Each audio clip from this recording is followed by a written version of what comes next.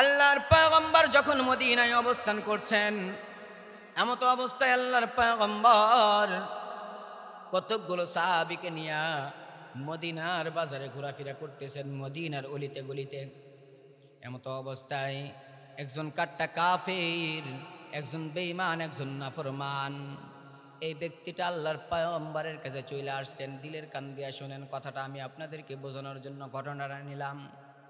আল্লাহর পয়গম্বরের কাছে আসছেন, আসার পরে আল্লাহর পয়গম্বর মুহাম্মদুর রাসূলুল্লাহ সাল্লাল্লাহু আলাইহি ওয়াসাল্লামের কাছে আইসা কলার ধরছে। কি ধরছে? কলার। কলার। আপনার আমার নেতার যদি কেউ কলার ধরে, আমরা কি ঠিক থাকতে পারি নাকি? কথা বলেন, ঠিক থাকতে পারি নাকি? কেউ যদি নেতার কলার ধরে, আমি কর্মী, আমার জীবন বাজি রাইখা হলেও নেতাকে আমি অপমানিত হতে দেব না। কথা বলেন ঠিক কিনা? সবচাইতে বড় নেতা মুহাম্মদুর রাসূলুল্লাহ সাল্লাল্লাহু আলাইহি ওয়াসাল্লাম তার কলার ধরে ফেলেছে। তার যখন কলার ধরেছে, পার্শ্বে দাঁড়ায় ছিল হযরত সিদ্দিক আকবর রাদিয়াল্লাহু তাআলা আনহু, আল্লাহর পয়গম্বরের প্রিয় সাহাবী। 20 বছরের যার বন্ধুত্ব, তাদের বন্ধুত্বের মধ্যে কোনো ফাটল ছিল না, কোনো স্বার্থ ছিল না, স্বার্থ ছাড়া বন্ধু ছিল হযরত সিদ্দিক আকবর আবু বকর সিদ্দিক রাদিয়াল্লাহু তাআলা আনহু। আল্লাহু আকবার বলেন। এত সুন্দর ভালোবাসা ছিল তাদের মধ্যে। হযরত আবু বকর সিদ্দিক তো লাল হয়ে গেছেন, কিরে পয়গম্বরের কলার ধরেছে, মুহাম্মদুর রাসূলুল্লাহর কলার ধরেছে। না না না, এই মুহূর্তের মধ্যে তার প্রতিবাদ করার দরকার। আল্লাহর পয়গম্বরের কলার ধরেছে, আর সহ্য করা যায় না। সঙ্গে সঙ্গে দাঁড়ায় গেছে, এই বেটা কেন কলার ধরছিস, কিসের জন্য ধরছিস? তাড়াতাড়ি কলারটা ছাইরা দে। কিন্তু কলার ছাড়া না। সুবহানাল্লাহ বলেন, বলেন না সুবহানাল্লাহ বলেন, আরো জোরে বলেন সুবহানাল্লাহ। হয় নাই? মুসলমানের আওয়াজ দিয়ে বলেন সুবহানাল্লাহ। কলার ছাড়, কিন্তু কলার ছাড়ে না। যেই ব্যক্তি কলার ধরেছে তার একটু পরিচয় নেওয়ার দরকার আছে না নাই? যেই ব্যক্তি কলার ধরেছে সেই হলো মদিনার মধ্যে সম্ভ্রান্ত পরিবারের একজন লোক, যার নাম হলো আল্লামা জায়েদ। ওই যুগে আল্লামা বলা হইতো কাকে? ওই যুগে পাদ্রী বলা হইতো কাকে? ওই যুগে পণ্ডিত বলা হইতো কাকে? যার মধ্যে তাওরাত কিতাবের ইলম আছে, যার মধ্যে তাওরাত কিতাবের জ্ঞান আছে, সেই ব্যক্তিটাকেই আল্লামা বলা হইতো। আল্লামা জায়েদের তাওরাত কিতাবটা পুরাটাই মুখস্থ ছিল। সুবহানাল্লাহ বলেন, আরো জোরে বলেন সুবহানাল্লাহ। জায়েদ আল্লাহর পয়গম্বরের কলার ধরেছে। তাওরাত কিতাব কত বড়? তাওরাত কিতাব অনেক বড়, বর্ণনা দিতে গেলে অনেক দূরে চলে যাবেন। মুসলমান ইমানদার রংপুরবাসী, দিলের কানটা লাগায় দেন। জীবনের শেষ আলোচনা মনে কইরা কথাগুলো শুনতে হবে বাবা। যখন আল্লাহর পয়গম্বরের কলারটা ধরে ফেলেছে, কলার ধরার পরে হযরত সিদ্দিক আকবর নরম মানুষ, আরহাম উম্মতি বি উম্মতি আবু বকর। আল্লাহু আকবার বলেন। কিয়ামত পর্যন্ত যত মানুষ আসবে, আল্লাহর পয়গম্বরের প্রিয় সাহাবী আবু বকর সিদ্দিক রাদিয়াল্লাহু তাআলা আনহুর মতো রহমওয়ালা দিলওয়ালা মানুষ পৃথিবীতে আর একটাও আসবে না। জোরে বলুন সুবহানাল্লাহ। পৃথিবীর সমস্ত মানুষের রহমগুলো এক জায়গায় করা হয়, আর যদি আবু বকর সিদ্দিক রাদিয়াল্লাহু তাআলা আনহুর রহম এক জায়গায় করা হয়, দয়া এক জায়গায় করা হয়, হযরত সিদ্দিক আকবরের দয়াটা আল্লাহর কাছে সবচাইতে বেশি ভারী হয়ে যাবে। জোরে বলুন সুবহানাল্লাহ। আল্লাহর পয়গম্বর হযরত সিদ্দিক আকবরের দিকে শুধু চাইছেন, তাকাইছেন।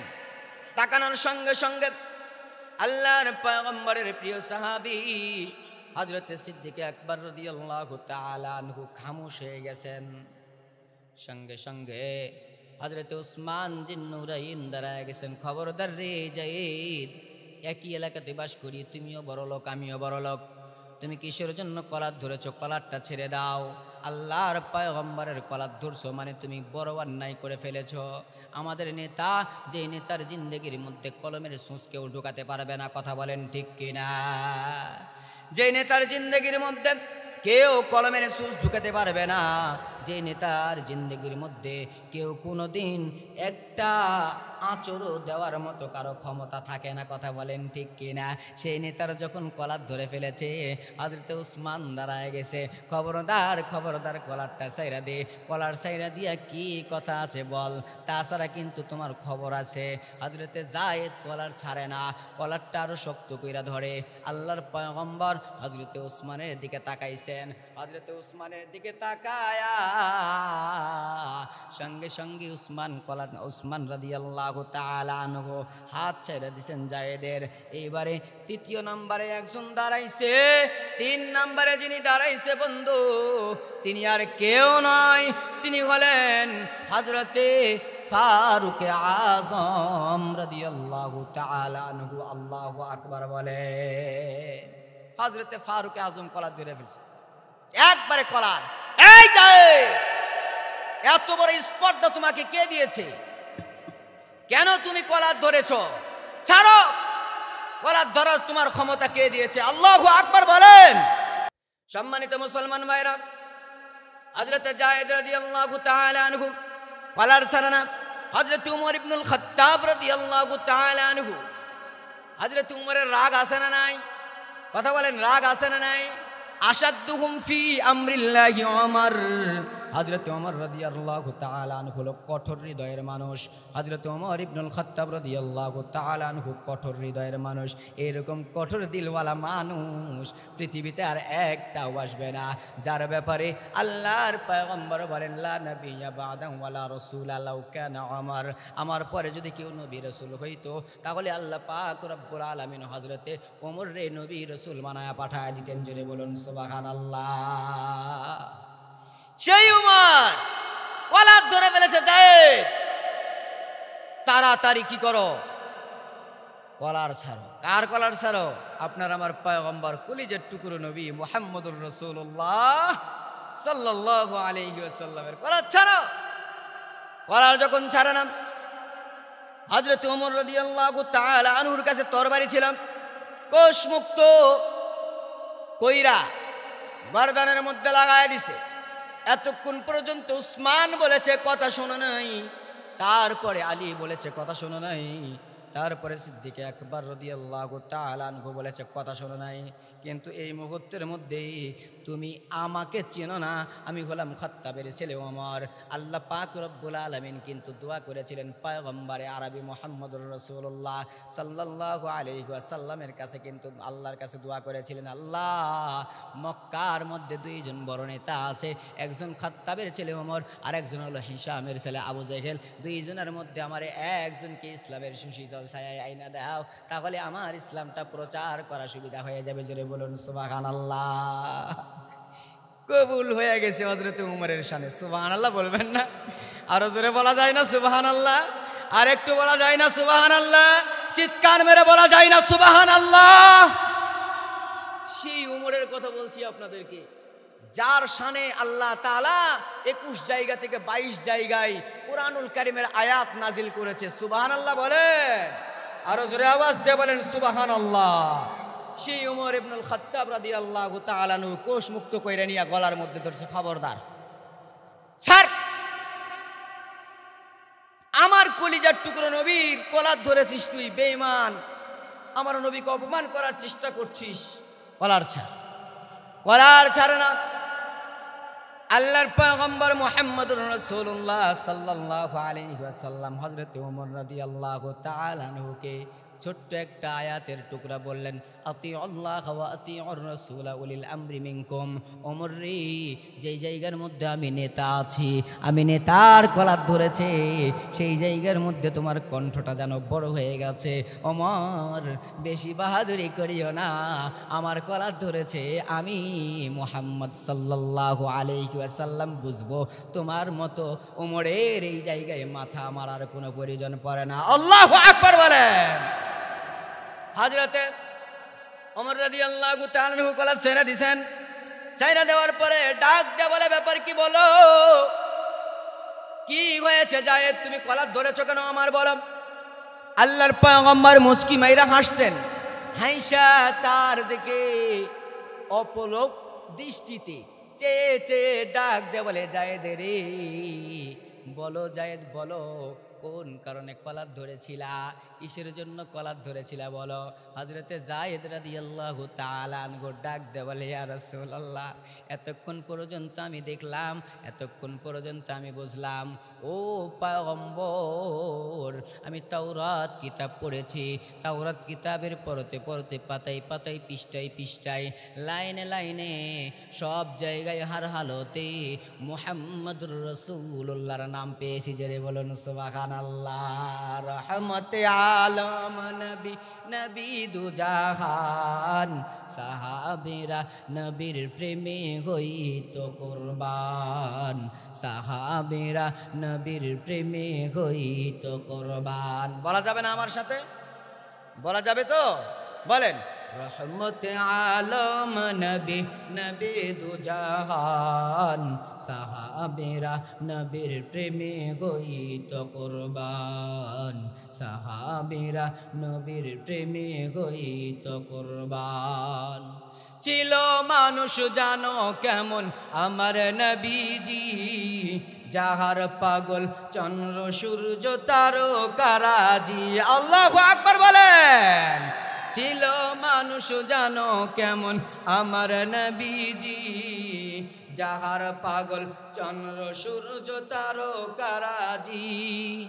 আরো শুনবানি সুন্দর কাহিনী, জান্নাতেরি রোমে রোমে লিখা নবীর নাম, জান্নাতেরি রোমে রোমে লিখা নবীর নাম। রহমতে আলম নবী, নবী দুজাহান, সাহাবীরা নবীর প্রেমে হইত কুরবান, সাহাবীরা নবীর প্রেমে হইত কুরবান। উস্তুনে গান্না একটি খেজুর গাছের নাম, যাকে ধরে খুতবা দিতেন রাসূল আকরাম। আল্লাহু আকবার বলেন। উস্তুনে গান্না একটি খেজুর গাছের নাম, যাকে ধরে খুতবা দিতেন রাসূল আকরাম। গাছ নবীর বিরহে গাছ কাঁদিতে রাগে, গাছ নবীর বিরহে গাছ কাঁদিতে রাগে। হতবাক হইলেন সকল সাহাবায়ে কেরাম, হতবাক হইলেন সকল সাহাবায়ে কেরাম। লিল্লাহে তাকবীর।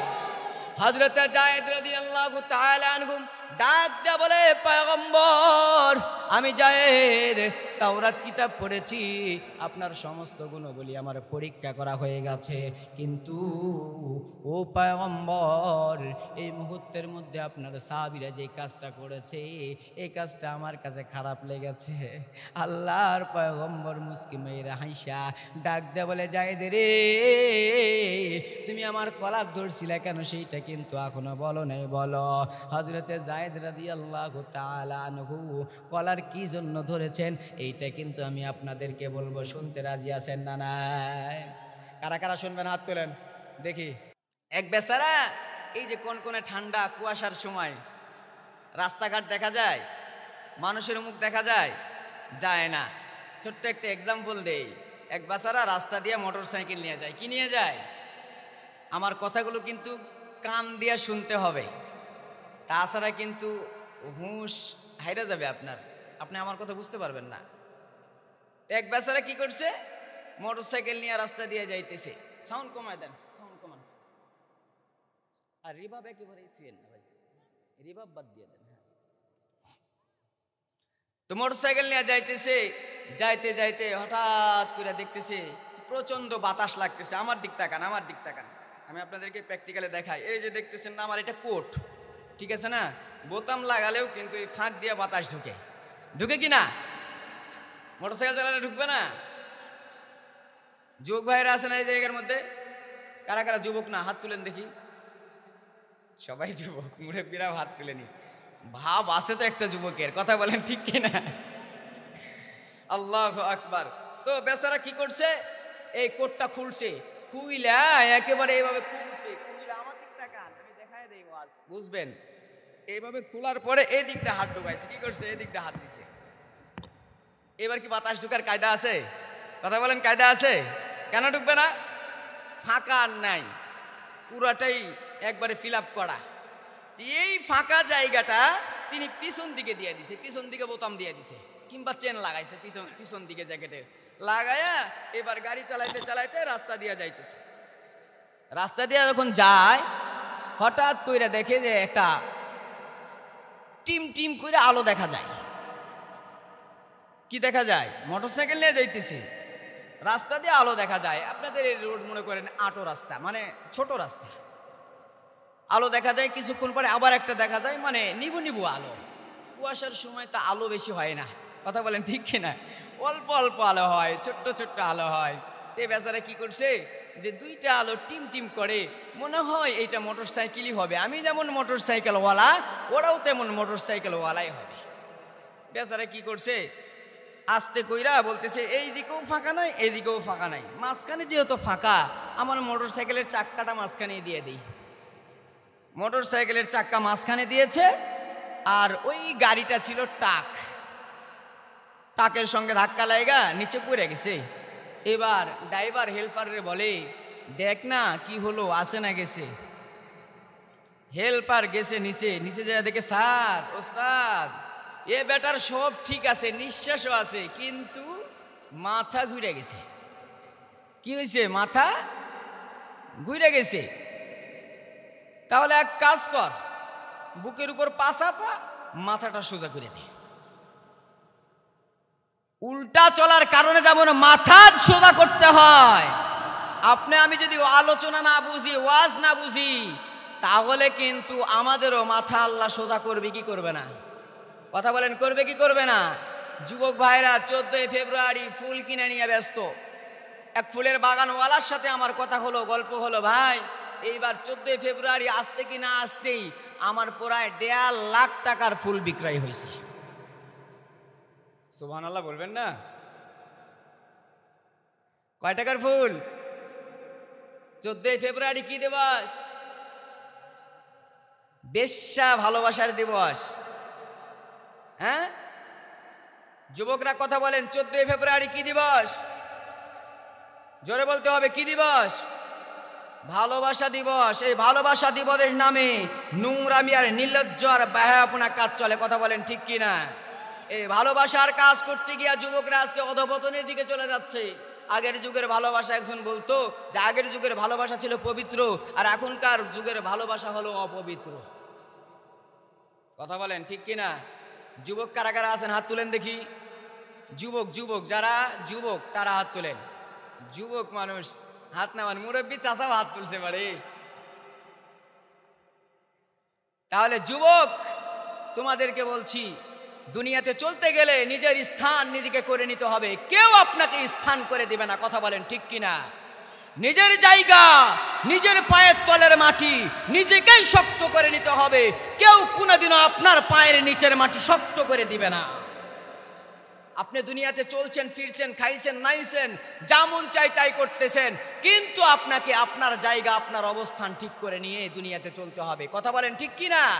আপনার অবস্থান যদি না ঠিক থাকে, আপনার কোয়ালিটি যদি না ঠিক থাকে, তাহলে আপনি দুনিয়াতে আগাতে পারবেন না, আপনি পিছনে পড়ে যাবেন। আপনি 14 ফেব্রুয়ারি নির্লজ্জর বেহায়াপনা দিবসে আপনি আপনার বাবার হালাল টাকা খরচ কইরা একটা ফুল কিনেছেন 1000 টাকা দিয়া, এই ফুল আপনার মাকে দেন, আপনার বাবাকে দেন, কোটি কোটি গুণ সওয়াব পেয়ে যাবেন। আর ভালোবাসা দিবসের নামে যে ফুল আপনি আপনার প্রেমিকাকে দেন, এই প্রেমিকা হলো আপনাকে জাহান্নামে নিয়ে গেছেন। আপনার হালাল টাকা দিয়া, বাবার হালাল টাকা দিয়া যেমন আপনি জাহান্নামের ফুল ক্রয় করছেন, এই জাহান্নামের আগুন কিনে নিয়েছেন। যুবক, আজকে তুমি কত বাহাদুরি করতেছো, আমার গায়ে শক্তি আছে, কিন্তু এই হালাল টাকা বাবার নষ্ট করলা তুমি। এই যে জাহান্নামী মেয়েটাকে, তুমি নিজেও জাহান্নামী হলা, মেয়েটাকেও জাহান্নামে নিয়ে গেলা, বাবার হালাল টাকাও তুমি নষ্ট করলা। এর জন্য কিন্তু আল্লাহর কাছে তোমাকে জবাবদিহি করতে হবে। কথা বলেন ঠিক কিনা? আমরা 14 ফেব্রুয়ারিতে আমরা কেউ কোনোদিনও ফুল কিনবো না, পারবো না ইনশাআল্লাহ। আজকের মাহফিল থেকে ওয়াদা দিতে পারি যে আমরা 14 ফেব্রুয়ারিতে ফুল কিনবো না। কারা কারা ওয়াদা দিবেন হাত তুলেন। যুবকেরা হাত তুলেনি, অনেকে যুবকেরা হাত তুলেনি। ফুল তো কিনাই লাগবে হুজুর, ডার্লিং বলছে, ফুল না কিনলে কেমন হয়? হাত নামান। ডার্লিং বলছে, ফুল না কিনলে কেমন হয়? কিনবেন নাকি যুবক ভাই? ওয়াদা দিয়েছেন আল্লাহর কাছে। কার কাছে ওয়াদা দিয়েছেন? আল্লাহর কাছে ওয়াদা দিয়েছেন যে আমরা ফুল কিনবো না 14ই ফেব্রুয়ারি। যে 14ই ফেব্রুয়ারি মুসলমানের জন্য নয়, নির্লজ্জ আর বেহায়াপনা দিবসে আমরা কেউ কোনোদিনও ফুল কিনতে যাব না ইনশাআল্লাহ। তাহলে আমরা হুঁশ নিয়ে আলোচনা শুনবো তো ইনশাআল্লাহ। সম্মানিত মুসলমান ভাইরা, ভূমিকা লম্বা করব না, অল্প সময় আপনাদেরকে আলোচনা শোনাবো। মুসলমান ভাইরে, অনেক দূর থেকে এসেছি মুসাফির হালত। কোথায় আমাদের নওগাঁ আর কোথায় আপনাদের রংপুর। ও কলিজার টুকরো যুবক ভাই, ও মুরব্বী বাবাজিরা, ও পর্দার অন্তরালের মায়েরা, দিলের কানটা লাগায় দেন মা। জীবনে অনেক আলোচনা শুনেছেন যুবক ভাইরে, জীবনে অনেক আলোচনা শুনেছেন মুরব্বী বাবাজিরা, জীবনে অনেক আলোচনা শুনেছেন। আমি আপনাদের এলাকায় নতুন মানুষ এসেছি বাবা, অল্প সময় কথা বলবো, আপনাদের কাছ থেকে বিদায় নিয়ে চলে যাব। কিন্তু মুসলমান ভাইরা, যেই কয়টা কথা বলবো সেই কয়টা কথা হলো খুব গুরুত্বপূর্ণ কথা। বুকের মধ্যে অনেক ব্যথা, দিলটা যেন চৌচির হয়ে যাচ্ছে, মনটা যেন ছটফট করতেছে। হাই রে, 2013 সাল থেকে এই পর্যন্ত আলোচনার মাঠের মধ্যে আলোচনা করি, মানুষকে নামাজের কথা বলি, মানুষগুলো নামাজ পড়তে চায় না। মানুষকে রোজার কথা বলি, মানুষগুলো রোজা রাখতে চায় না। সুদের বিরুদ্ধে কতই না কথা বললাম, সুদ করে দিন দিন বাইরে যাইতেছে। কথা বলেন ঠিক কিনা? মুসলমান যুবক ভাইরা, বেপরদার কত ওয়াজ করলাম, কিন্তু বেপরদা দিন দিন বাড়ে। আমরা কি নিয়ে আওয়াজ করব? কত ওলামা একরাম ওয়াজ করতে করতে স্টেজের মধ্যে জ্ঞান হারায়া দুনিয়া থেকে বিদায় হয়ে চলে গেছে বাবা। কিন্তু আজকে মুসলমান ইমানদার আল্লাহর গোলাম, আমি আপনাদেরকে কয়েকটা কথা শোনাবো, দিলের মধ্যে ব্যথা নিয়ে আপনাদের কাছে কথা শোনাবো। দিল ভাঙ্গা কথা, কণ্ঠ ভাঙ্গা কথা আমি আপনাদেরকে শোনাবো, দিলটা লাগায়া দেন। আল্লাহর পয়গম্বর বিশ্বনবী মুহাম্মদুর রাসূলুল্লাহ সাল্লাল্লাহু আলাইহি ওয়াসাল্লাম আপনার আমার জন্য দুনিয়াতে এসেছেন একটা রহমত হিসাবে। কথা বলেন ঠিক কিনা? আরো জোরে বলতে হবে ঠিক কিনা? দুনিয়ার মধ্যে আপনার আমার পয়গম্বর সবচাইতে বেশি ভালোবাসেন উম্মতদেরকে। কথা বলেন ঠিক কিনা? আপনার মা বাবার চাইতে আর একজন সবচাইতে বেশি ভালোবাসেন, তিনি হলেন আমাদের রব। আল্লাহু আকবার বলেন।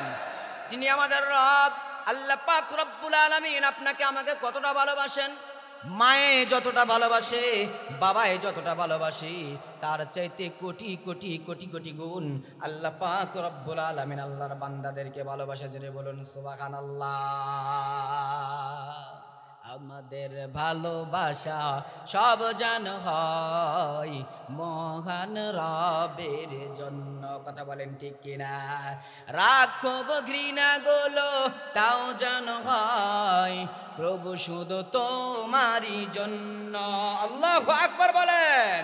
আমরা রাগ করব, ঘৃণা করব, গুসা করব, যা মন চাই তাই করব, কিন্তু কার জন্য করব? কথা বলেন, কার জন্য করব? আরো জোরে বলেন, কার জন্য করব? যুবক ভাইরা জোরে আওয়াজ দিয়া বলেন, কার জন্য করব? আল্লাহর জন্য আমরা রাগ করব, আল্লাহর জন্য গুসা করব।